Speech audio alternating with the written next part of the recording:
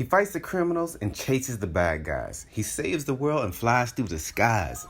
Today on Toon Lord Done Right, I'll give you the TLDR on one of my favorite superheroes of all time, Static Shock.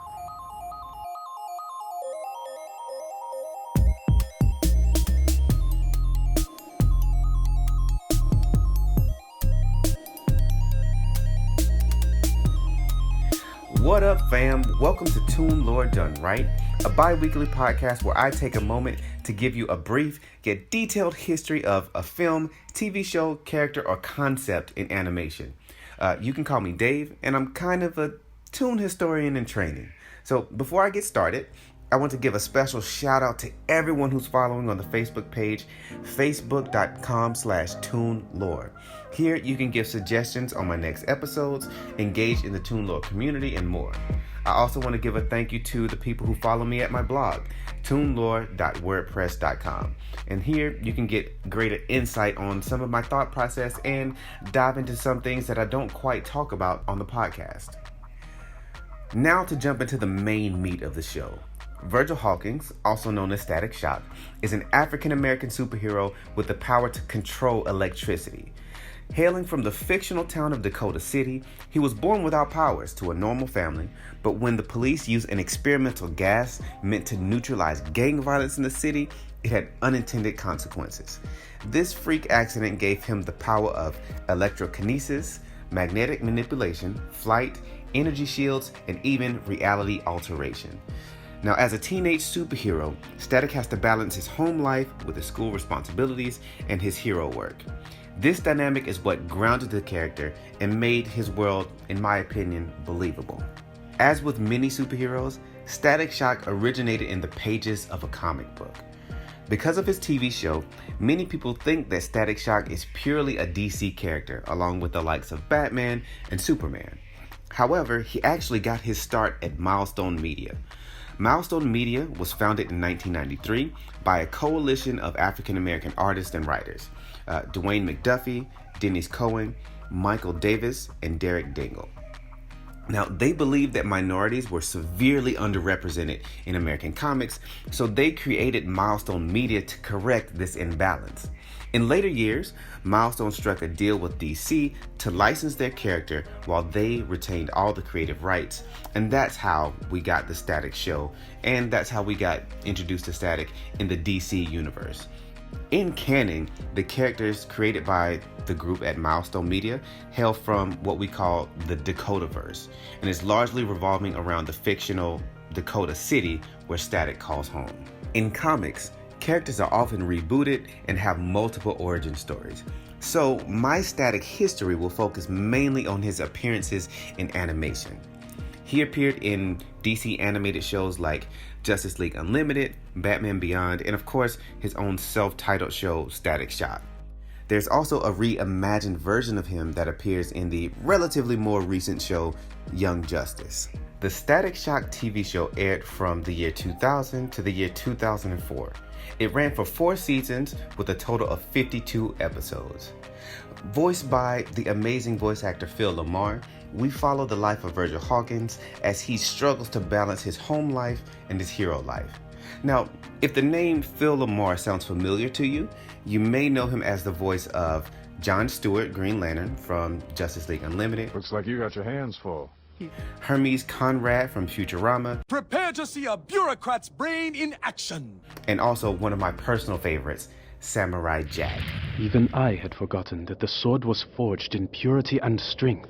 It can only be used for good. In the hand of evil, it can never harm an innocent. At a young age, Virgil lost his mother to gang violence, and his father became an active member in the community.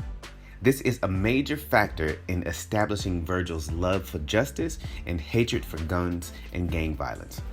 However, even though Virgil was a smart student, his environment pushed him toward the gang life. This found him in the wrong place at the wrong time. As the biggest gangs in Dakota City gathered, the police fired an experimental tear gas container to pacify the group. The container was full of quantum vapor, and that is ultimately what gave Virgil and the villains in the city their powers. And the public would dub all those affected by the gas Bang Babies. One of the biggest reasons why I loved this show growing up was its awesome cast of characters. Virgil came from a loving family, and while his mother was no longer with him, he always had his father, Robert, and his sister, Sharon. And he was almost never seen without his best friend and eventual sidekick, Richie, also known as Gear when he develops his powers.